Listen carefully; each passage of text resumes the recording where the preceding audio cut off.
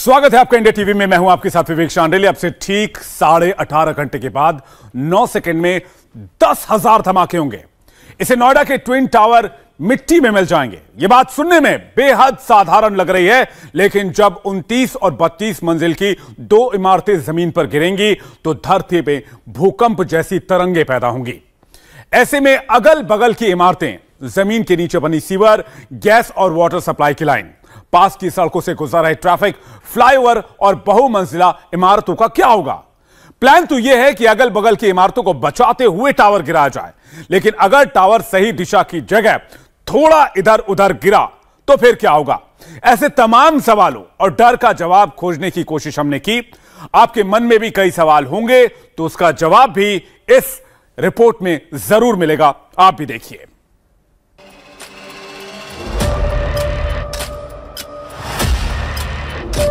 बहुत ज्यादा डरे हुए हैं हम लोग, क्योंकि हमें नहीं पता कि आगे क्या होने वाला है।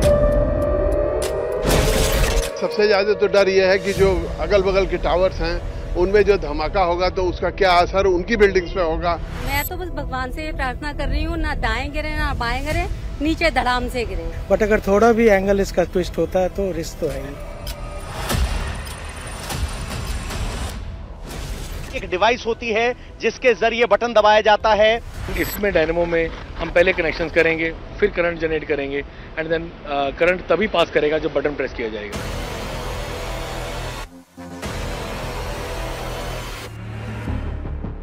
दो टावर,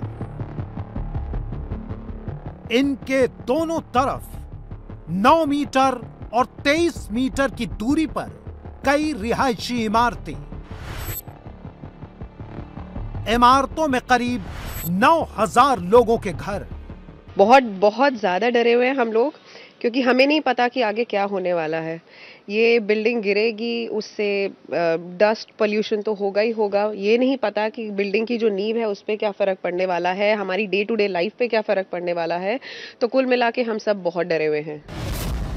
टावर प्लान के मुताबिक नहीं गिरे तो बिल्कुल अनिश्चितता है मन में, क्योंकि 100% तो कोई भी कंफर्म नहीं होता है। हम होप करते हैं कि ये बिल्कुल वर्टिकली नीचे फॉल हो, बट अगर थोड़ा भी एंगल इसका ट्विस्ट होता है तो रिस्क तो है ही। रिस्क तो है और काफ़ी सारा मलबा होगा, डस्ट काफ़ी उड़ेगी, जो एस्थमेटिक पेशेंट है उसको भी प्रॉब्लम हो सकती है। मलबा रिमूव करने के दौरान भी काफ़ी प्रॉब्लम हो सकती है। टावर के पूरे विस्फोटक नहीं फूटे तो सबसे ज्यादा तो डर यह है कि जो अगल बगल के टावर्स हैं उनमें जो धमाका होगा तो उसका क्या असर उनकी बिल्डिंग्स पे होगा। उनके शीशे टूटेंगे, उनके जो घर के अंदर सामान वामान है उनकी स्थिति क्या होगी। टावर के नीचे गैस पाइपलाइन का क्या होगा? पहला तो ये कि हमें अपने घर खाली करके जाने हैं, विच इज़ सबसे बड़ी प्रॉब्लम ही वही है। लाइट्स के जो मेन कनेक्शंस हैं वो बंद करने हैं, गैस वगैरह सब कुछ बंद करनी है। दूसरा, हम लोग जो खुद प्रिकॉशनरी मेजर लेने की कोशिश कर रहे हैं वो ये कि जो हमारे वैल्यूएबल्स हैं वो हम अपने साथ कैरी करेंगे, क्योंकि कल को क्या होगा हमें किसी को नहीं पता। टावर के नीचे सीवर, वाटर लाइन का क्या होगा? बस बाद में कॉन्सिक्वेंसेस का डर है कि डस्ट वगैरह काफी उड़ेगी, तो वो थोड़ा हमें एडजस्ट करने में 2-3 दिन लग जाएंगे। और एयर क्वालिटी कैसी रहती है वो सब उस पर डिपेंड करता है। हमने अपने बालकनी का कवर किया, घर में जो भी हैंगिंग्स थे उसको नीचे उतारा है, एसी यूनिट्स को कवर किया है। तो हम तो वैल्यूएबल्स लॉकर्स में पहुंचा दिए हैं। हाँ जी, हाँ जी। अपने वैल्यूएबल्स हटा दिए, अपने जो भी इम्पोर्टेंट डॉक्यूमेंट्स वगैरह थे वो सेफ जगह रख दिए हैं। डिवाइस होती है जिसके जरिए बटन दबाया जाता है और उसके बारे में भी सर से पूछेंगे। सबसे पहले तो सर आप ये बता दीजिए, आप ये बटन दबाएंगे, किस आधार पर यह तय होता है कि कौन बटन दबाएगा? This is Indian law, as per Indian law button press करने का राइट इंडियन रेजिडेंट को है। और उसके बाद आप ये बटन दबाएंगे और धमाका हो जाएगा। सर, मन में एक सवाल आया कि ये डायनामो से आप चार्ज क्यों कर रहे हैं? इसमें तो एक बैटरी भी हो सकती थी। नहीं, बैटरी में अगर कनेक्ट करने के बाद करंट ऑलवेज फ्लो करता है, लेकिन इसमें डायनेमो में हम पहले कनेक्शंस करेंगे, फिर करंट जनरेट करेंगे एंड देन करंट तभी पास करेगा जब बटन प्रेस किया जाएगा। ये सवाल क्यों उठ रहे हैं और उनका जवाब क्या है? ये जानने के लिए आपको एक बात जान लेनी चाहिए। जब टावर गिरेंगे तो जमीन पर भूकंप जैसी तरंगे पैदा होंगी। टावर गिरने से रिक्टर स्केल पर 0.4 तीव्रता के भूकंप जैसी तरंगे आएंगी। इसकी वजह से कमजोर चीजों में दरार पड़ सकती है। इमारत और घर में लगी कांच की चीजें टूट सकती हैं। नोएडा 4-5 रिक्टर स्केल तक अर्थक्वेक आता है। उस समय उसकी peak particle velocity that is 300 millimetres per second, that is the travelling speed of vibration. हमारा एजम्पशन जो हमने वाइब्रोटेक करके यूके की कंपनी है उनसे करवाया है, उनका अनुमान है 24 से 34 मिलीमीटर पर सेकेंड। तो जैसा जिगर सर ने बताया, it was 10% of the earthquake seismic zone 4। Waterfall demolition की हम समझ सकते हैं कि 0.4 का रिक्टर स्केल पर जैसा गोइंग टू मेजर दिस। अब हम आपको ट्विन टावर की ऊंचाई से ली गई तस्वीरें दिखाते हैं। इन तस्वीरों में साफ देखा जा सकता है कि अगल बगल बड़ी तादाद में रिहायशी इमारतें हैं। इमारतों से लोगों को हटा दिया गया है, लेकिन उनका सामान और घर तो वही हैं। डिजाइन के मुताबिक ब्लास्ट इस तरह से प्लान किया गया है कि इमारत सड़क की ओर 3 मीटर शिफ्ट होकर गिरेगी। ये 9 मीटर का डिस्टेंस है, लेकिन दूसरे तरफ हमारे पास बहुत जगह है, and with this engineering we can tilt the building towards the other side. So जो बाजू के एपेक्स 2 और एपेक्स 3 है, वहाँ पे कुछ भी मलबा जाने की अपेक्षा नहीं है। मलबा जाने की अपेक्षा नहीं। एक सवाल ये है कि ये बिल्डिंग अगर गिरेगी तो किस दिशा में गिरेगी? बिल्डिंग को सुपरटेक ट्विन टावर का जो गेट है वहाँ 3 मीटर बिल्डिंग को पूरा पुल किया जाएगा एस्टर 2 को बचाने के लिए। सो वो मेरे हिसाब से वेस्ट का डायरेक्शन है। दिशा आप बोले तो पश्चिम तो दिशा, इस तरफ गिरेगी। यस। तो जो आप बिल्डिंग देख रहे हैं आप, ये एक साइड आपको कम शीट्स दिखाई दे रही है क्योंकि यहाँ बारूद नहीं लगा है, और एक साइड कंटिन्यूअस बारूद लगा है। तो जहां कंटिन्यूअस बारूद लगा है तो आप समझ सकते हैं कि ये बिल्डिंग उस दिशा में ज्यादा गिरेगी, क्योंकि जहां कॉलम पहले टूटेगा उस दिशा में पहले गिरना शुरू होगी। अब आपको समझाते हैं, जहां टावर खड़े हैं उनको अपनी जगह से 3 मीटर आगे पुल करने का काम बारूद कैसे करेगी। इसके लिए ट्विन टावर में किस तरह से विस्फोटक की सजावट की गई है, यह अब आपको समझाते हैं। 29 मंजिल वाले छोटे टावर पर हर मंजिल पर विस्फोटक लगा है। 32 मंजिल वाले टावर पर हर 3 मंजिल के बाद बारूद लगाया गया है। टावर्स में एक दिशा में हर 3 मंजिल पर विस्फोटक हैं, तो टावर्स में दूसरी दिशा की ओर हर मंजिल पर विस्फोटक हैं। अब हम आपको समझाते हैं कि टावर्स के पिलर पर कितने छेद करके किस तरह से कितना विस्फोटक लगाया गया है, ताकि टावर 3 मीटर आगे की ओर गिरे और अगल बगल की बिल्डिंग्स को नुकसान न हो। दोनों टावर में 85 पिलर हैं। ऊपर सबसे ऊपर की 32वीं मंजिल से 26 मंजिल तक हर पिलर में विस्फोटक भरने के लिए 3 छेद किए गए हैं। 26वीं मंजिल से 8वीं मंजिल तक हर पिलर में 4 छेद किए गए हैं। 8वीं मंजिल से बेसमेंट तक हर पिलर में 6 छेद किए गए हैं। इस तरह से 85 खंभों पर करीब 10,000 छेद करके 60 ग्राम से लेकर 1 किलो तक विस्फोटक प्रति छेद भरा गया है। पूरा विस्फोटक लगभग 3700 किलोग्राम है। नॉर्मल ह्यूमन आई से अपने को ऐसा लगेगा गिर गया है, but for an engineering field 9 seconds is a very big time. So 9 second में अपने को ऐसा लगा हाँ बिल्डिंग गिर गया, पर ये ऐसा नहीं होगा। वो हर एक कॉलम, हर एक बीम मिली सेकेंड्स में ब्लास्ट होंगे। So then it will be a waterfall effect. It is just not that the building is just going to get in down. दावा है कि इमारत न इधर गिरेगी न उधर गिरेगी, बल्कि पानी के झरने की तरह सीधे वहीं गिरेगी जहां उसे गिराने के लिए विस्फोटक लगाए गए हैं। इसे ग्राफिक्स तकनीक के माध्यम से देखिए, मतलब कुछ ऐसे।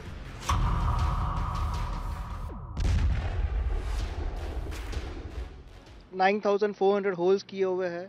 सो जो इम्प्लोजन हमने जो डाला है, दैट वुड बी नॉट कि भाई बारूद टूट गया और पूरा बिल्डिंग नीचे आएगा। It will like B a waterfall. Tower में लिपटे हुए सफेद और काले कपड़े देख रहे हैं आप। ये कोई मामूली कपड़े नहीं हैं, बल्कि ये सुरक्षा की दीवार है। इनके पीछे क्या है वो आपको समझाते हैं। काले सफेद कपड़े के पीछे खंबे में विस्फोटक है। हर खंभे को पहले लोहे की मोटी जाली से कवर किया गया है। हर खंभे पर दूसरी लेयर लोहे की पतली जाली की है। विस्फोटक वाले खंभे पर 2 लेयर लोहे की जाली के ऊपर सफेद कपड़ा और काला कपड़ा डाला गया है। फिर बगल की इमारतों को भी कपड़े से ढका गया है। जब कुछ नहीं होने वाला तो ये पर्दे क्यों लगाए गए हैं, ये तैयारी क्यों की गई है, हमें वापस कब लौटना है, ये तमाम सवाल हैं रेजिडेंट्स के अंदर जो नियर बाई सोसाइटी में रहते हैं। Prevention is always better than cure. अगर सुरक्षा के इंतजाम किए बगैर अगर कोई भी चीज़ करते हो और अगर कोई हादसा होता है तो उसको मूर्खता बोली जाती है। अगर कोई ये बंदा बोल रहा है कि कुछ नहीं होना है और तो हम तो पागल तो नहीं है कि हम इतनी तैयारियां कर रहे हैं। 4 लेयर प्रोटेक्शन है। सब फर्स्ट लेयर है, कॉलम के ऊपर चेन लिंक, उसके ऊपर जियो टेक्सटाइल, उधर से मलबा छटक के जाएगा तो आप जो गोलाई में बिल्डिंग के पूरे सफ़ेद और काले कपड़े देख रहे हो उसमें जाके मलबा अटकेगा।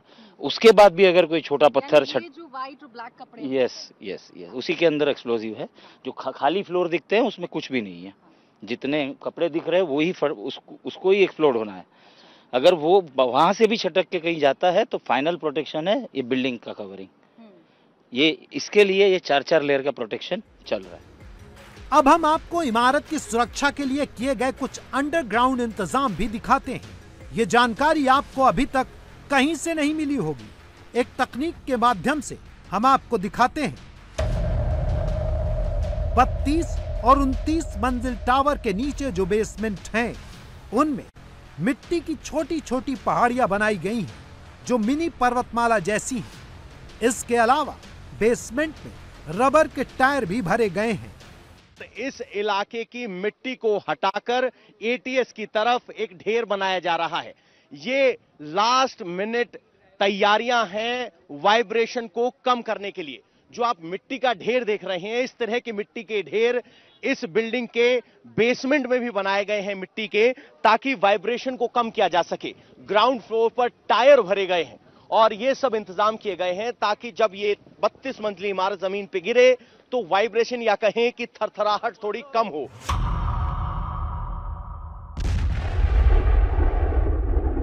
ये मतलब एक तरीके से मिट्टी का हीप लगाया जाता है जिसको स्लोपिंग में रहता है। जैसे आप कहीं दूर से पहाड़ देखो तो कैसे दिख रहे हैं, ऊपर नीचे, बस यही तरीका है इसको।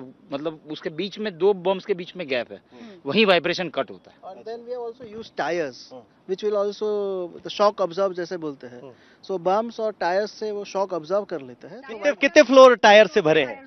नॉर्मल टायर्स, जो ओल्ड टायर्स, रबर टायर्स।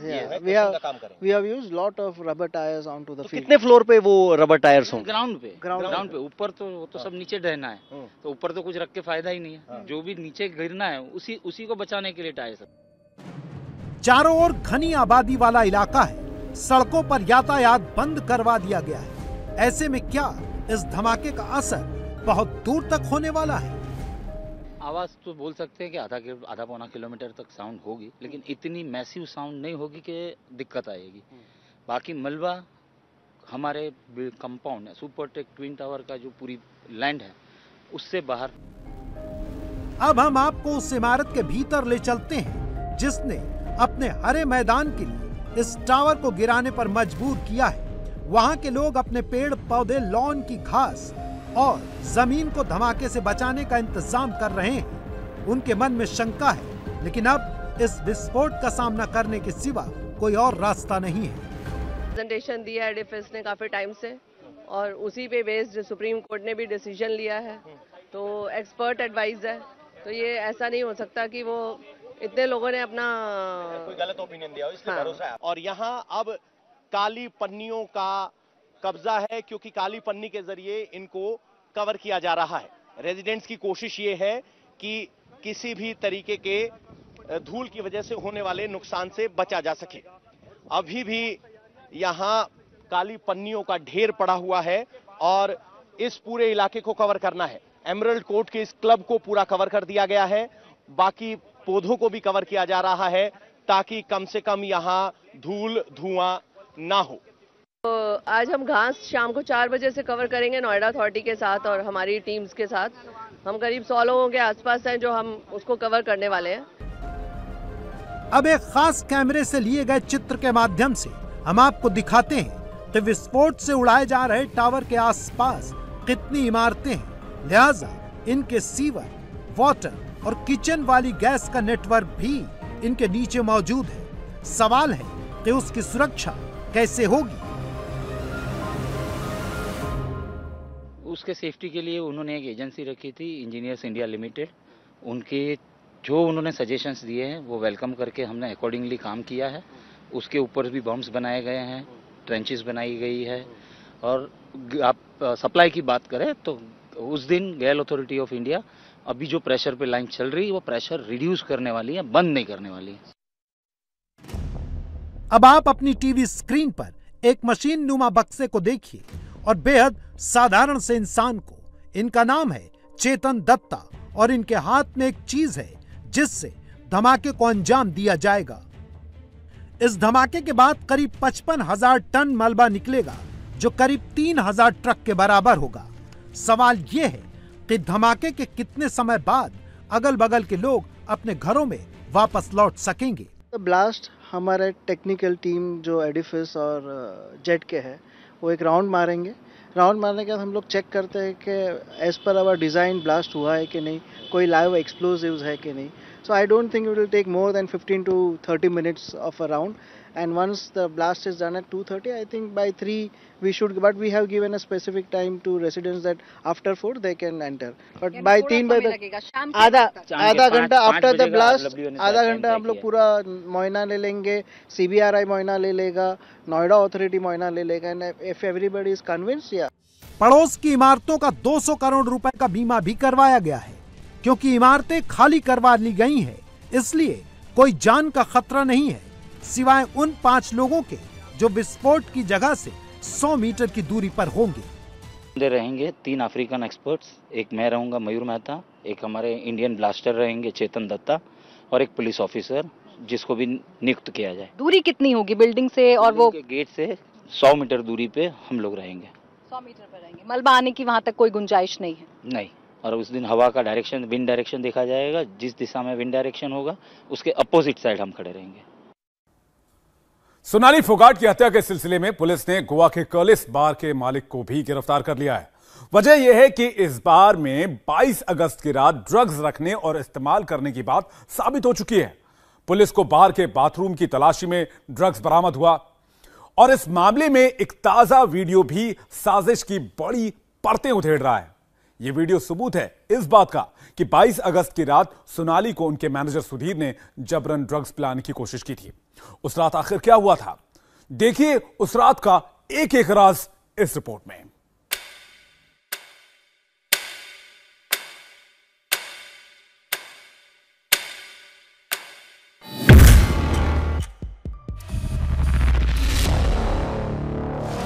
आठ सेकंड का ये वीडियो सोनाली फोगाट की वो आखिरी तस्वीर है जो दुनिया ने देखी।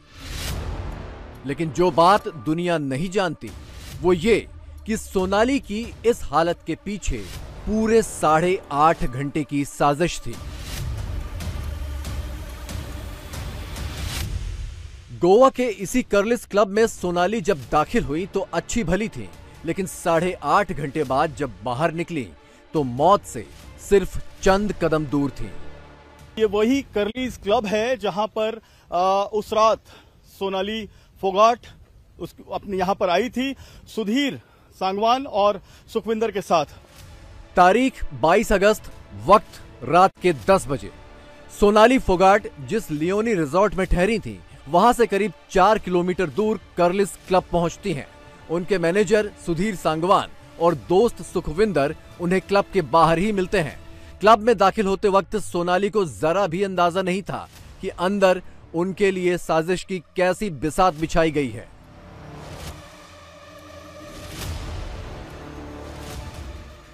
सुधीर और सुखविंदर के साथ सोनाली सीधे क्लब के डांस फ्लोर पर पहुंचती हैं, जहां तेज म्यूजिक और रंगीन रोशनियों के बीच देश दुनिया के सैलानी पहले से महफिल जमाए बैठे थे। छुट्टियां मनाने गोवा आई सोनाली फोगाट भी डांस फ्लोर पर पहुंचकर मौज मस्ती में सराबोर हो जाती हैं। ये पब है, इसी के अंदर उस रात को सोनाली फोगाट और सुधीर साथ में थे। ये पूरे पब को क्लोज कर दिया गया है। देखिए बाहर से ताला लगा दिया गया है, do not enter, no entry for public. ये गोवा पुलिस ने यहां पर लिखा हुआ है और एक नोटिस बोर्ड चिपका दिया है। इस नोटिस बोर्ड को जो चस्पा किया गया है, साथ में फॉरेंसिक की टीम ने ये रिबन बांधी है सफेद रंग की, और यहां पर साफ तौर पर ओनर को बोल दिया गया है कि अंदर पब में किसी को जाने नहीं देना है। करीब 1.5-2 घंटे तक तो सब कुछ सामान्य रहा। डांस फ्लोर पर आना जाना खाना पीना चलता रहा, लेकिन रात करीब 12 बजे शुरू हुआ वो असल खेल, जिसके लिए सुधीर सांगवान सोनाली को इस क्लब में लेकर आया था।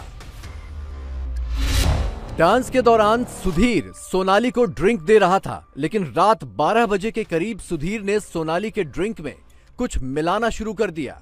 सुधीर की इस साजिश से बेखबर सोनाली पर ड्रग्स ने धीरे धीरे असर करना शुरू कर दिया था, लेकिन वो समझ नहीं पा रही थी कि उसे हो क्या रहा है। सोनाली को ड्रग्स जहां पर दिया गया था वो एरिया मैं आपको बताता हूं। ये देखिए, ये जो पूरा ये पब है उसका ये एरिया है। अंदर कस्टमर्स आते हैं, देश विदेश से यहां पर कस्टमर्स आते हैं, क्योंकि ये बहुत ही फेमस जगह है इटरी की। इस क्लब के पब और रेस्टोरेंट में जगह जगह नो ड्रग्स के साइन बोर्ड लगे हैं। तो फिर सोनाली को जो ड्रग दी गई वो कहां से आई? गोवा पुलिस ने इसका जवाब भी ढूंढ लिया है। सोनाली को दी गई ड्रग्स क्लब के बाहर से नहीं आई थी। मैनेजर सुधीर ने क्लब के एक वेटर से ही ड्रग्स ली थी। ये वेटर प्रोफेशनल ड्रग पेडलर है। गोवा पुलिस ने वेटर को गिरफ्तार कर लिया है। जो सांगवान के डिस्क्लोजर पे जिससे इसने वो ड्रग हासिल करी, जिस जगह पर ये रुके हुए थे, जिस होटल में, उसके वेटर ने ही ये जो ड्रग है वो इसको प्रोवाइड की। उसके खिलाफ एनडीपीएस एक्ट में मुकदमा दायर किया गया है। सुधीर की दी हुई ड्रग्स जब सोनाली के दिमाग पर हावी होने लगी तो उसे शक हो गया और वो सुधीर से ड्रिंक लेने से मना करने लगी। लेकिन सुधीर जिस साजिश की तैयारी करके आया था उसे अधूरा छोड़ने के मूड में कतई नहीं था, लिहाजा वो सोनाली को जबरन ड्रग्स वाला ड्रिंक पिलाने की कोशिश करने लगा। ये मंजर क्लब के मैनेजर और स्टाफ ने भी देखा और क्लब में लगे सीसीटीवी कैमरे ने भी। हम लोग को पता नहीं, हम लोग जो सीसीटीवी फुटेज में मिला है वो उनके जो बॉयफ्रेंड या husband, we don't know, because ये बहुत ही क्लोज था, तो we can not, I mean उनको हम स्टॉप करने का अधिकार हम नहीं रखते। हो सकता है हस्बैंड वाइफ तो वो लोग जबरदस्ती कर ही सकते हैं, फ्लोर पे डांस कर रहे, खाना खा रहे, पिला रहे, सो उन लोगों को निजी मामला है, निजी मामले में हम लोग दखल अंदाजी कभी भी नहीं कर सकता हूँ, तो हम लोग भी नहीं किया। यही वो वक्त था जब सोनाली ने अपने घर में मां को फोन मिलाया और खाने पीने में कुछ गड़बड़ी की बात की थी, लेकिन तब तक खुद सोनाली को इसका जरा भी अंदेशा नहीं था कि मां से हुई ये बात उनकी आखिरी फोन कॉल साबित होगी। बोली मेरे साथ तो मतलब ये बहुत वो हुआ, मतलब मैं परिवार को और घर को किसी को समय नहीं दे सकी, कुछ बातें मैं नहीं बता सकी। तो मैंने कहा ऐसा क्यों कर रही है, हम कौन से तेरे से दूर हैं भाई, बता दियो जो भी बताना होगा, क्या दिक्कत उसमें। बोली नहीं मेरे साथ कुछ गलत होगा, ये रात मतलब मेरे को बहुत मोटी गड़बड़ लग रही है। मैनेजर सुधीर सांगवान की साजिश खुलकर असर दिखाने लगी थी। रात के 3 बजे तक सोनाली करीब करीब बेसुध हो चुकी थी। तब तक वो सुधीर और सुखविंदर के साथ डांस फ्लोर पर ही थी, लेकिन उनकी हालत ऐसी हो चुकी थी कि वो बार बार डांस फ्लोर पर गिरने लगी। क्लब के मैनेजर के मुताबिक सोनाली बेचैन दिख रही थी और बार बार बाथरूम जाने के लिए कह रही थी, लेकिन क्लब के स्टाफ को लगा कि ऐसा ड्रिंक के असर से हो रहा था। खाना नहीं खाया, सिर्फ ड्रिंक से लिया था। अच्छा, वो जब अनईजी फील कर रही थी, सीसीटीवी में आपको क्या दिख रहा है? अनईजी? हाँ, she was, I mean felt sick की kind of, then she went to toilet. ज्यादा ड्रग्स दे दिया? शायद ये भी हो सकता है, हाँ, ओवर ड्रग्स की वजह। ये करीब 6 बजे, 4:30-5 बजे तक थी। सीसीटीवी की इन तस्वीरों में भी सोनाली बाथरूम की ओर जाते हुए दिख रही हैं।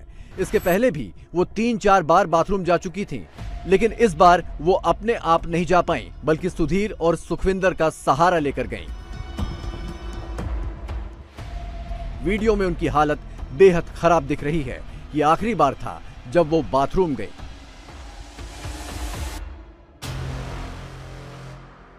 सुधीर और सुखविंदर ने सोनाली को बाथरूम तक तो पहुंचा दिया, लेकिन इसके बाद शुरू हुआ साजिश का अगला हिस्सा। साजिश ये कि बदहवास सोनाली को बाथरूम से बाहर ही नहीं निकलने देना है। ये जो कर्लीज रेस्टोरेंट है, इसका ये जो एरिया आप देख रहे हैं, इसे गोवा पुलिस और फॉरेंसिक की टीम ने आके सील कर दिया है। ये देखो सील के पूरे यहाँ पर आपको निशान नजर आ रहे हैं। Do not enter, no entry for public, ये पब्लिक के लिए मना किया गया है। अब मैं आपको बताता हूं ये जगह कौन सी है। ये वही जगह है जहां पर सोनाली फोगाट है वो अंदर थी, करीब 1 घंटे के आसपास वो अंदर थी। ऐसा उनके जो उनके जीजा हैं उन्होंने बताया कि 3 घंटे इसी टॉयलेट में, वॉशरूम में वो अंदर थी। जब वो काफी ज्यादा अनकॉन्शियस हो गई थी, अनकॉन्शियस होने के बाद उनको खुद सुधीर ने लाकर इस लेडीज टॉयलेट में बिठाया था। और ये भी आरोप अमन पुनिया जो उनके जीजा हैं उन्होंने लगाया है कि किसी लड़के को 500 रुपया दिया था कि इनको बाहर निकलने मत देना। सोनाली के रिश्तेदार का भी यही आरोप है कि सुधीर ने जानबूझकर उसे बेहोशी की हालत में बाथरूम में बंद करवा दिया ताकि किसी तरह की मदद न मिल सके और उनकी साजिश कामयाब हो सके। उसने ये बोला कि 3 घंटे तक वॉशरूम में बैठाए रखा है और मैंने वहां के वेटर को 500 रुपए दिए, भाई कोई लेडीज वॉशरूम करने के लिए ना आए। मतलब वो वेट करता रहा कि जब तक ये जीवित है यहाँ कोई घुसे ना। उनको सुधीर ने और सुखविंदर ने वॉशरूम में बिठाए रखे। किसी मेडिकल हेल्प की उनको मदद नहीं पहुंची? नहीं, वो तड़पती रही लेकिन कोई मदद नहीं पहुंची। सोनाली करीब 2 घंटे तक बाथरूम में बंद रही। इस दौरान ना तो वो मदद की गुहार लगा पाई, ना बाहर से किसी ने उनकी हालत जानने की कोशिश की। करीब 2 से 2.5 घंटे बाद क्लब के स्टाफ को इसकी भनक लगी तो लेडीज बाथरूम का दरवाजा खटखटाया गया, लेकिन तब तक सोनाली कुछ भी कहने या करने की हालत में नहीं बची थी। 2 घंटे वॉशरूम में थी, एकदम यस। और उनको सपोर्ट करने के लिए लेडीज गई थी, हमारे जो क्लीनर है वो गई थी, फिर हमारे मैनेजर लोग ने भी सोडा फीस किया है। वो जाग रही थी, कुछ बात कर पा रही थी? तभी नहीं तो लड़खड़ा रही थी। सुबह के करीब 6:30 बज चुके थे। सोनाली बेहोशी के समंदर में समाती जा रही थी और सुधीर की साजिश अपने अंजाम तक पहुंच रही थी। एक टैक्सी बुलाई गई और सोनाली को इसी हालत में लेकर सुधीर और सुखविंदर दोनों उसी लियोनी रिजॉर्ट की ओर निकल गए जहां ये तीनों ठहरे थे। ध्यान दीजिए, सोनाली की लगातार बिगड़ती हालत के बावजूद ना तो क्लब में किसी तरह की मेडिकल मदद देने की कोशिश हुई, ना अस्पताल ले जाया गया, बल्कि मरने के लिए रिजॉर्ट के कमरे में ले जाकर छोड़ दिया गया। क्लब है वहां एक प्राइवेट कैब किया गया। उस कैब का जो ड्राइवर है खान, उसने ये बताया है कि उसने यहां पर इस द ग्रैंड लियोनी रिजॉर्ट तक लाया था। करीब 6:30 बजे के आसपास का वक्त था जब सोनाली को यहां लाया गया और इसके बाद यहां से दोबारा सोनाली की जब तबीयत बिगड़ी तब उन्हें अस्पताल ले जाया गया, जो यहां से करीब 6 किलोमीटर की दूरी पर है। लियोनी रिजॉर्ट में सोनाली करीब 30 मिनट रही। सुबह करीब 7 बजे उन्हें नजदीक के अस्पताल ले जाया गया। जान बचाने के लिए कुछ इंजेक्शन दिए गए, लेकिन हालत बिगड़ने पर यहां से गोवा मेडिकल कॉलेज ले जाया गया। गोवा मेडिकल कॉलेज पहुंचते पहुंचते सोनाली दम तोड़ चुकी थी। गला दबाया गया था? गले पर ऐसा नहीं है, सिर्फ बाकी के पार्ट्स मतलब हाथ और पैर पर हैं। तो पीठ पे भी इंजरी बताया पुलिस ने कि पीठ पे भी इंजरी था? पीठ पर था, लेकिन हम दावे से नहीं कह सकते कि वो किचन काज से या कोई लड़ाई से हुई है, तो वो इन्वेस्टिगेशन या आई विटनेस के बाद ही पुलिस ही बता सकते हैं। गोवा शहर से दूर अंजुना बीच के किनारे बना ये कार्लेस क्लब सोनाली का मनपसंद था। सुधीर इस बात को अच्छी तरह से जानता था, इसीलिए उसने इसी क्लब को अपनी साजिश का अड्डा बनाया। अब आप देखिए कि ये पूरा रेस्टोरेंट का एरिया है, यहाँ पर खाना खाया जाता है, यानी ऊपर पार्टी की जाती है, ऊपर डांस किया जाता है और डांस करने के बाद ये समुंदर, नीला समुंदर है, नीले समुंदर से सटा हुआ ये रेस्टोरेंट का एरिया है। और यहीं से मैं आपको दिखाता हूं कि रेस्टोरेंट का ये पूरा एरिया देखिए, ऊपर भी लिखा हुआ है नो ड्रग्स। कितना नजदीक है ये समुंदर, और समुंदर पूरा लगा हुआ है, नीला समुंदर है। अंजुना बीच इसे कहा जाता है। पूरी दुनिया में अंजुना बीच बहुत मशहूर है और ये अंजुना बीच का नजारा, सोनाली फोगाट भी यहां पर आई, लेकिन सोनाली फोगाट को यहां पर लाया किसने? सोनाली फोगाट को यहां पर लाया है सुधीर ने। ये बात साफ हुई है, सुधीर के पास ही ड्रग्स था, सिंथेटिक ड्रग्स था। सोनाली के परिवार का आरोप है कि गोवा में जो कुछ हुआ वो अचानक नहीं हुआ, बल्कि सोची समझी साजिश थी और इसकी वजह भी पुरानी थी। बहुत सारी ऐसी एलिगेशंस जो इनके भाई रिंकू ढाका ने लगाई थी, वो बहुत सारी जो एलिगेशंस हैं वो हरियाणा को परटेन करती हैं। सोनाली को जो ड्रग्स दी गई उसे MDMA कहा जाता है। MDMA दिमाग पर असर के साथ दिल पर भी असर करता है। इससे ब्लड प्रेशर और दिल की धड़कन बहुत तेजी से बढ़ती है। करीब आधा ग्राम MDMA की डोज घातक मानी जाती है। पुलिस के मुताबिक सोनाली को करीब 1.5 ग्राम यानी 3 गुना MDMA दिया गया था। पुलिस ने कर्लिस क्लब के बाथरूम से भी ड्रग्स बरामद की है।